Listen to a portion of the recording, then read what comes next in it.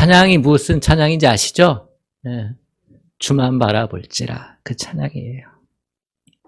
다윗 편에서 노래했던 찬양인데요. 오늘 본문의 주인공도 다윗입니다. 하나님을 감동시킨 한 사람, 다윗. 다윗의 이름의 의미는 하나님의 사랑을 받은 자입니다. 다윗의 아버지가 이새인데 아들을 낳으면서 이 아들이 하나님의 사랑을 받았으면 좋겠다. 그렇게 해서 이름을 지어 준 거지요. 근데 다윗이 처음부터 엄청난 복을 받은 사람은 아닙니다. 다윗은 그냥 한 사람의 막내 아들, 그 수준이었어요. 사무엘이 사울 왕 다음에 왕을 세우라는 명령을 하나님께로부터 받잖아요. 그래서 이새의 집으로 갑니다.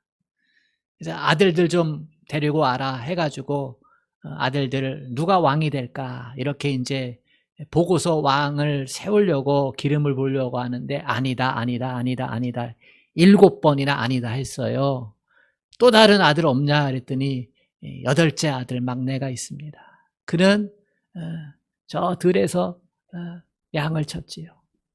그러니까 아버지 이새의 눈에도 이 막내 아들 다윗은 그냥 막내 아들인 거예요. 그 이상도 아니고 그 이하도 아니고 주목받지 못한 존재였습니다. 그런데 다윗의 인생은 완전히 역전되지요. 다윗은요, 하나님 마음에 든 자다라고 하는 그 인정을 하나님께로부터 받고, 그리고 이스라엘 2번째 왕이 되고, 그리고 무엇보다 놀라운 것은 예수님의 조상이 됩니다.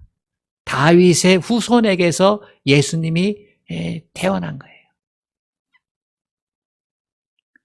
어떻게 이런 일이 일어날 수 있을까? 한마디로 표현하면요, 하나님을 감동시켰기 때문이에요. 하나님을 감동시킬 줄 아는 사람이 되었기 때문에 하나님께서 다윗을 축복하신 거예요. 다윗에겐 하나님을 감동시키는 결정적인 사건들이 몇 개 있었습니다. 그 첫 번째가 전쟁터였어요. 블레셋이 쳐들어오자 사울 왕이 군대를 이끌고 마주 나가서 진영을 꾸리는데요. 상대방에게는 골리앗 장군이 있었잖아요. 우리가 알다시피. 전쟁이 길어지니까 서로 싸우진 않고 그냥 대치만 하는 거예요. 그래서 아버지가 전쟁에 나가 있는 자식들이 궁금해가지고 막내였던 다윗에게 먹을거리를 주어가지고 형들에게 가서 전달해 주라 합니다. 거기서 다윗이 골리앗을 본 거예요. 구척 장수, 2m 70. 지금까지 그러한 존재를 본 적이 없어요. 근데 엄청난 싸움을 잘할 것 같아. 그 옆에 무기 든 자가 있는데 방패 든 자도 있고 창 든 자도 있고 어마무시해요. 왕을 조롱하고 군대를 조롱하고. 근데 나가서 싸우려고 하네. 옛날 전쟁은요, 먼저 1대1로 싸우고 그 다음에 붙잖아요. 근데 골리앗을 마주대할 사람이 아무도 없어요. 근데 이 골리앗이 왕만 무시하고 군대만 무시하는 게 아니라 하나님을 조롱했어요.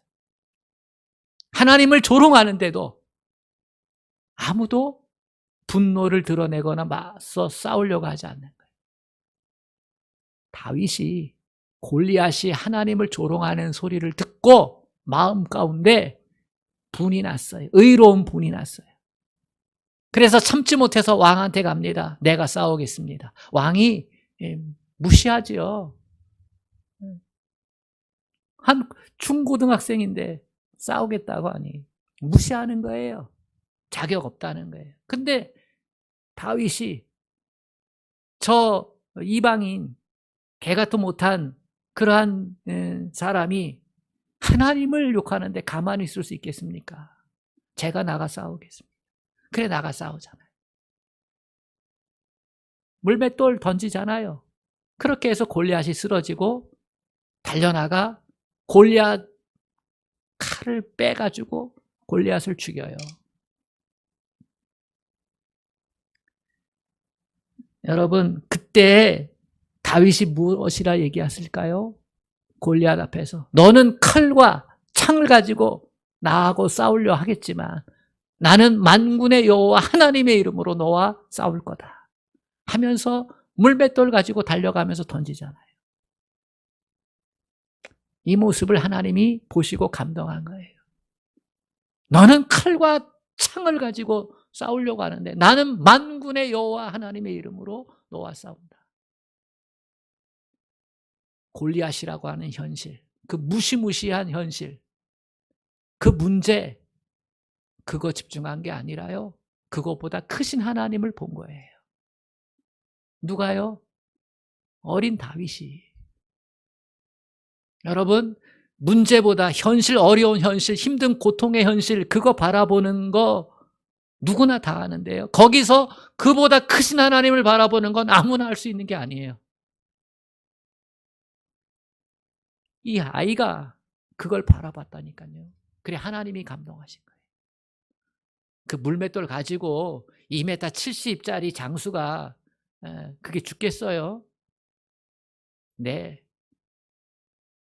만군의 여호와의 이름을 의지하는 다윗의 물맷돌을 날아갈 때 하나님의 영이 역사하셔서 쓰러뜨리게 한 거예요. 아멘. 하나님이요, 언제 감동하시느냐? 문제보다 하나님을 바라볼 때, 어떠한 상황 가운데서도 만군의 여호와 그 이름을 의지할 때, 그때 하나님이 감동하세요. 그때 하나님을 믿었고 있었던 사울왕, 장수들 없었나요? 사울왕도 하나님이 세우셨고 하나님이 그동안의 전쟁에서 이기게 하셨잖아요. 근데 사울왕은요, 어느 순간부터 하나님을 보는 것을 잘못했어. 어느 순간부터. 근데 그걸 누가 하고 있는 거예요? 다윗이 하는 거예요. 힘들고 어려운 현실 속에서 만군의 여호와 하나님을 보고 그의 이름을 지켜낼 줄 아는 믿음, 그걸 보고 하나님이 감동하신다. 두 번째 사건은요, 사울 왕에게 쫓겨서 죽을 위기에 있을 때예요. 사울은 천천히고 다윗은 만만이라 백성들의 마음이 다윗에게로 향하니까 사울 왕이요, 마음에 사울을 죽이고자 하는 마음이 들었어요. 악신이 들려가지고 죽이려고 했어요. 그래서 도망다니잖아요. 자기를 따르던 무리들과 함께 도망다니다 동굴로 피신했어요. 사울 왕이 쫓아다니다 힘들어가지고 지쳐서 다윗이 숨었던 그 동굴에 와서 쉼을 갖는 거예요. 그때 다윗을 따르던 부하들이 다윗에게 말하는 거예요. 하나님이 사울 왕을 죽일 기회를 주셨다. 그런데 다윗은 거절하는 거예요. 아니다. 사울 왕을 죽일 수 없다. 하나님이 세우신 자를 내가 어찌할 수 없다. 사울 왕은 하나님이 심판할 거야. 이렇게 얘기하면서 설득해요. 여러 번 죽일 기회가 있었지만 죽이지 않아요. 왜요? 하나님의 주권을 다윗은 인정하고 싶었던 거예요. 그가 비록 하나님을 지금 떠나서 자기를 죽이려고 하지만, 그러나 자기의 손으로 하나님을 세운 그 종을 함부로 할 수 없다는 거예요. 철저히 하나님 중심의 모습을 가지고 있어요. 아무리 힘들고 어려워도, 도망자 신세가 길어진다 할지라도 하나님의 주권을 인정해 주고 있어요. 이게 하나님의 마음을 감동시켜 주는 거예요. 사랑하는 여러분, 철저히 하나님 중심의 삶을 살아갈 수 있기를 축복합니다. 그러면 고난이 좀 길어져도요, 하나님이 책임져 주시는 거예요. 세 번째 사건은요, 다윗이 왕이 됐을 때 법궤는 블레셋과의 전쟁에서 빼앗겼었어요. 사울이 블레셋과의 전투에서 계속 밀리자 사울 왕의 자녀가 법궤를 가져다가 앞세우면 이기겠다 해가지고 법궤를 앞세웠어요. 하나님을 제대로 섬기지 않는 왕이고 하나님을 우습게 여겼던 그 두 아들이 홈리와 비느하스가 법궤 앞세우면 이기겠지 해가지고 자기들 마음대로 하나님께 묻지도 않고 앞세우고 전쟁터에 나간 거예요. 이 법궤는요, 거기 안에 뭐가 들어있어요? 십계명 두 돌판, 아론의 쌍난 지팡이, 그리고 만나를 모아두었던 항아리, 그거 있잖아요. 하나님의 임재의 상징이고요. 이스라엘 백성들이 광야 생활할 때 법궤를 앞세우고 나가면 백성들이 행진을 했어요. 그러니까 늘 이스라엘 백성 앞에는 법궤가 있었어요. 그때마다 하나님이 지키셨고 돌보셨어요. 그거 이제 의지해가지고 기대해가지고 믿음도 없으면서 법궤 앞세웠다가요, 전쟁터에 다 죽었어요. 사울왕도 죽고 두 아들도 죽고, 그죠? 패했어요. 그리고 법궤도 빼앗겼어요. 블레셋 군대가요, 그 법궤를 들어다가 자기들이 섬기는 다곤 신당에 갖다 놨는데, 신전에 갖다 놨는데요, 하룻밤 지나고 보니까요, 그 신전에 있던 신상들이요, 다 꼬꾸라져가지고 깨져버렸어요. 그래서 무서워가지고 그 법궤를 다시 이스라엘에게로 돌려보내요. 돌려올 때요, 그걸 옮기는데 믿음 없던 왕 밑에서 믿음이 제대로 잊지 못했던 신하 가운데 우사라는 사람이 그 법궤를 옮기는 그것을 그냥 형식적으로 한 거죠. 그러다가 법궤를 옮기는 수레가 움찔하자 잡았는데 그만 하나님이 진노하셔서요, 죽음을 내려요.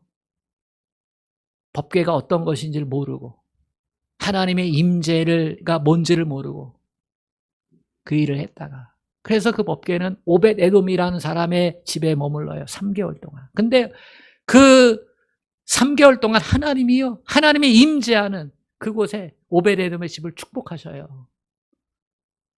다윗이 이 소식을 듣고요, 제대로 이번에는 믿음으로 그걸 옮기도록 해요. 예루살렘 성으로. 그 법궤가 예루살렘 성에 올 때요, 다윗이 나가서 춤을 춥니다.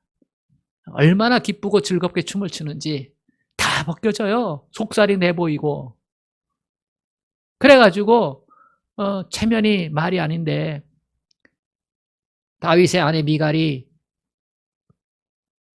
책망하는 거예요. 왕이 체면이 있지, 옷이 다 벗겨지고 속살이 보일 정도로 그렇게 춤을 추면 되겠냐. 그때 다윗이 이렇게 말해요.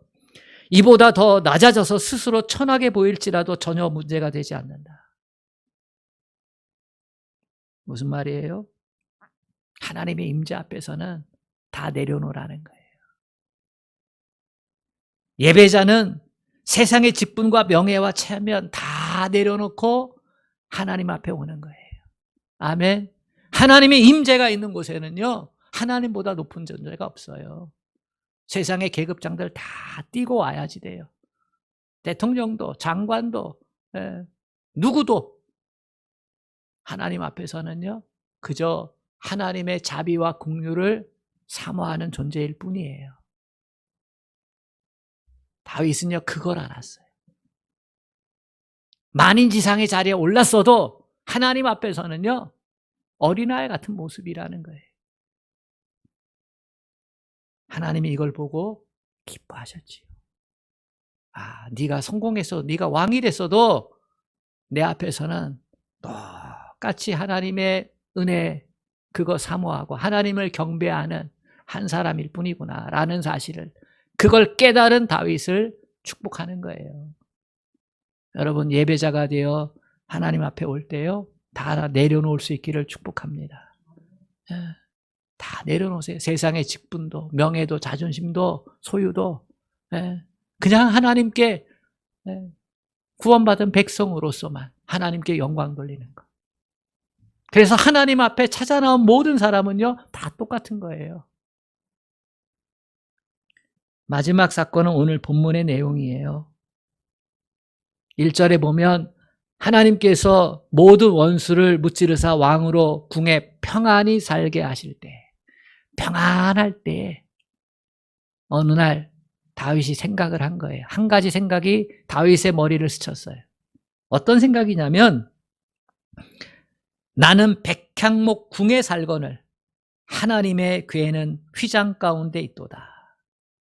이게 말이 안 된다는 생각을 한 거예요. 그래서 나단 선지자를 불러서 얘기를 하는 거예요. 하나님의 말씀에 대언자 나단에게, 나는 하나님이 축복해 주셔서 이 화려한 백향목 궁 여기에서 사는데, 하나님의 괴는, 하나님의 임재하는 그 괴는 저 휘장 가운데 있다. 40년 광야 생활할 때에 거기에 환경에 맞게끔 임재하셨던 그곳에 우리는 지금 정착해서 부를 이루었는데 그곳에 아직도 계신다. 이게 힘들다는 거죠. 우리는 평안할 때 나 자신보다 먼저 하나님을 생각하는 게 쉽지 않습니다. 우리는 성공하면 하나님을 위해 살 것이라 이렇게 생각하지만 사실 딴 생각을 더 많이 하게 됩니다. 대부분 내게 좋은 것 먼저 생각합니다. 근데 다윗은 달랐어요. 오늘 말씀에서 우리가 눈여겨보아야 할 부분이 있어요. 다윗이 지금 당장 성전을 건축하겠다, 이게 아니에요. 법궤는 천막 안에 반치되어 있는데 나는 백향목으로 지어진 궁궐에 살고 있다. 이 사실이 나는 너무나 불편하다. 하나님께 너무나 송구하다. 그래서 하나님을 위한 집을 한번 지어보려고 하는데 의견을 나눈 거지요. 나단 선지자한테. 그 마음을 나단에게 드러낸 거예요. 근데 나단 선지자가 감동을 했어요. 그것에 대해서. 왕이 권력을 잡은 자는 보통 그 권력을 대대로 유지하기 위해서 더욱 집중하잖아요. 근데 이 다윗이 하나님을 생각하는 거예요. 다윗의 마음에 나단이 감동했어요. 그래서 뭐라고 얘기하냐면, 왕의 마음이 그렇다면 그대로 행하소서라고 격려를 합니다. 그날 밤에 하나님께서 나단 선지자에게 나타나셔서 다윗에게 이렇게 일러주라 라고 하는 말을 입에 넣어줍니다. 그게 5절부터 7절의 내용이에요. 네가 나를 위해, 다윗아, 네가 나를 위해 내 집을 건축하려고 하냐? 그런데 생각해봐. 내가 출애굽할 때부터 시작해서 지금까지 내가 백향목으로 지은 집을 요구한 적 있느냐? 이렇게 물어요. 내가 지금 회막에 나의 임재의 상징인 법궤를 놔뒀다고 내가 불평한 적 있냐? 너희를 책망한 적 있냐? 그런 일 없다는 거예요. 하나님께서 우주 만물의 주인이시잖아요. 하나님의 보좌를 인간이 만든 곳에 모셔둘 만한 곳이 있느냐 하는 것입니다. 그렇지 않습니까? 저 힌두교의 황금으로 만든 모스크 건물처럼 거기에 하나님 모셔둘 수 있어요? 온 우주의 주인인데. 아니면 다이아몬드나 온갖 보석으로 치장한 것으로 법궤를 만들고 거기에 하나님이 임재하시옵소서 이렇게 할 수 있어요? 할 수 없어요. 하나님은 스스로 성막 안 거기에 임재하기를 원하셨어요. 스스로. 내가 너희와 함께 하겠다. 여기에 큰 의미를 부여해 두신 거예요. 하나님은 우리와 가깝게 있기 위해서 그저 그렇게 회막 안에 자기 자신을 두신 것이지. 여러분, 우리의 모습이 초라하고 우리가 사는 곳이 부족하다고 해도요, 하나님은 찾아오셔요. 왜요? 하나님은요, 함께 하는 게 목적이에요. 임재해 주시는 게 목적이에요. 하지만 하나님은 다윗의 마음, 그 송구해야 하는 마음을 하셨어요. 어떻게 해서라도 하나님을 잘 모시고자 하는 마음, 어떻게 해서라도 하나님을 첫 번째 자리에 두고자 하는 그 마음, 그 점을 귀하게 여기시고 감동을 받으신 거예요. 여러분, 하나님을 감동시키면 인생이 달라집니다. 아내를 감동시키면 반찬 달라지잖아요. 남편을 감동시키면요, 출근 시간이, 퇴근 시간이 앞당겨집니다. 그렇지 않아요? 고객을 감동시키면요, 그러면 망하는 기업 없어요. 다 잘 됩니다. 사람이 사람을 감동시켜도 뭔가 일이 벌어지잖아요. 하물며 사람이 하나님을 감동시키면 어떤 일이 일어날까요? 하나님의 마음을 감동시킨 다윗에게 하나님은 놀라운 축복을 주세요. 하나님은 이미 여러 번 다윗으로부터 감동을 받았어요. 그래가지고 어떻게 했어요? 싸움에서 이기게 하셨고 왕을 삼아 주셨어요. 근데 하나님은요, 이 감동을 받으시면서 9절에 보면 이렇게 얘기해요. 내가 가는 모든 곳에서 내가 너와 함께 있어 내 모든 원수를 내 앞에서 멸하였은지, 지금까지 그렇게 해주셨다는 거예요. 땅에서 위대한 자들의 이름같이 내 이름을 위대하게 만들어 주리라. 지금까지도 지켜주셔 너 왕 되겠지만 더 위대한 이름으로 그렇게 높여주겠다 말씀하시는 거예요. 하나님의 자녀들은 그 이름이 존귀해야 됩니다. 아멘. 하나님은요, 우리의 이름을 하나님 손바닥에 새기셨다 했어요. 여러분과 제 이름이요, 하나님 손바닥에 새겨진 이름이에요. 그리고 하나님의 나라의 생명책에 또 그 이름이 기록되어 있어요. 얼마나 존귀한 이름이에요? 지금 이 시간에도 성령님은 저와 여러분의 이름을 부르면서 하나님 보좌 옆에서 하나님께 우리를 위해 중보기도 하고 계세요. 주님도 그러시고 계셔요. 아멘. 얼마나 귀한 이름이에요. 저는 성경에 등장하는 인물들 중에서 가장 영광스러운 이름은 다윗이라고 생각합니다. 성경에 나오는 수많은 사람들 가운데 다윗 이름이 가장 많이 등장해요. 믿음의 조상인 아브라함도 있고 출애굽의 지도자인 모세도 있고 다 귀하고 위대한 이름이지요. 뭐 엘리야도 있고요. 또 신약에 와서는 베드로도 있고 바울 사도도 있고요. 얼마나 위대한 이름입니까?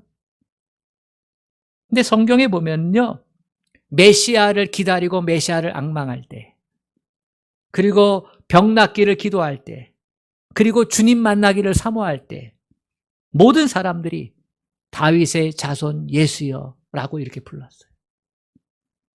예수 이름을 부를 때 그 이름 앞에 다윗의 자손이라고 하는 이름을 붙였어요. 마태복음에도 1장에 보면 이렇게 얘기하잖아요. 아브라함과 다윗의 자손 예수 그리스도의 세계라. 우리 주님 천사장의 나팔 소리와 함께 이 땅에 재림하실 때요, 그때의 모습을 보면 계시록 3장 7절에 예수님을 소개하기를 다윗의 열쇠를 가진 이라고 소개하고 있어요. 다윗의 열쇠, 만왕의 왕이라고 하는 왕의 열쇠를 가지고 이 땅에 재림주로 오신다는 거예요. 만왕의 왕으로. 그때도 다윗의 이름을 함께 그렇게 등장을 시킵니다. 다윗이라는 이름은요, 이 세상에서 가장 많은 이름의 하나예요. 데이비드라고 하는 이름. 이스라엘의 국기에도 다윗의 별이 그려져 있고요. 하나님을 감동시킨 사람을 하나님은 높여주셔요. 위대하게 만들어주세요. 신약 성경에도 예수님을 감동케 한 한 여인이 등장하잖아요. 예수님 십자가를 향해 나아갈 때요, 내가 이제 예루살렘에 올라가면 고난받아 십자가 못 박혀 죽었다가 3일 만에 부활하리라. 이 말씀을 여러 번 하셨는데 제자들과 따르는 무리들은 귀담아 듣지 않잖아요. 예수님은 고난의 길을 향해 나아가는데 남은 따르는 사람들은요, 예수님 예루살렘 가면 다 왕 될 것이다. 로마의 그 힘을 무너뜨리고 독립시켜 왕 될 것이다. 다윗 시대처럼 이 생각만 하잖아요. 그러니까 예수님의 말이 안 들려요. 그런데 한 여인 마리아가 예수님이 그 말을 기억해요. 그래서 향유 옥합을 가져다가 예수님께 부어요. 가룟유다는 계산이 빠른 사람이라 책망하잖아요. 그 향유가 300데나리온의 가치가 있다. 노동자의 1년 연봉이잖아요. 그거 팔아서 가난한 사람들한테 도와주면 얼마나 고맙겠냐. 근데 예수님은요, 가룟유다를 제지해요. 그리고 이렇게 말해요. 예수께서 이르시되 가만두라. 너희가 어찌하여 그를 괴롭히느냐. 그가 내게 좋은 일을 하였느니라. 가난한 자들은 항상 너희와 함께 있으니 아무 때라도 원하는 대로 도울 수 있거니와 나는 너희와 항상 함께 있지 아니하니라. 그는 힘을 다하여 내 몸에 향유를 부어 내 장례를 미리 준비하였느니라. 내가 진실로 너희에게 이르노니 온 천하에 어디서든지 복음이 전파되는 곳에는 이 여자가 행한 일도 행하여 그를 기억하리라 하시니라. 예수님 그 마지막 가는 길에 가장 좋은 일을 한 이 여인, 복음이 전파될 때마다 드러내라, 이렇게 축복해 주셨어요. 하나님을 감동시키는 사람은 하나님이 높여주셔요. 경상남도 시골에 한 젊은이가 있었어요. 6.25 때 입대를 했고요. 베트남 전쟁에도 참여했고요. 27살의 나이에 별을 달았어요. 장군이 된 거지요. 전쟁이 끝난 다음에 어머니께 찾아가 인사를 드렸어요. 시골에서 출세하면 경찰서장이 따라다니거든. 그래가지고 어머니 앞에 나와 절하면서 탁 별 박힌 모자를 어머님 앞에 놓고요. 어머니 곁을 떠났던 자식이 별을 달고 어머니를 찾아왔습니다. 근데 그 어머니가 기뻐하지 않는 거예요. 시큰둥한 거예요. 그리고 그렇게 얘기했어요. 그 별은 언젠가 떨어질 똥별이다. 나는 내가 하늘의 별을 날기를 원한다. 내가 어느 곳에 있든지 무슨 위치에 있든지 복음 전하는 일, 성전 세우는 일, 이 두 가지를 힘써 하면 좋겠다. 이 사람은 나중에 사성장군이 되고요. 15대 국방부 장관이 됩니다. 김성은 씨예요. 김성은 국방부 장관. 그는 최연소 국방부 장관이 되었고요. 최장수 국방부 장관이 되었어요. 이 두 가지 기록을 지금까지 가지고 있어요. 지금은 고인이 되셨지만 39세의 장관이 된 거예요. 그는 가는 곳마다 복음을 전했고요. 군대에 많은 예배당을 세웠고요. 전역한 다음에는 자기의 재산 땅 팔아가지고요. 약수동에 신일교회 성전 세우는데 다 바쳤어요.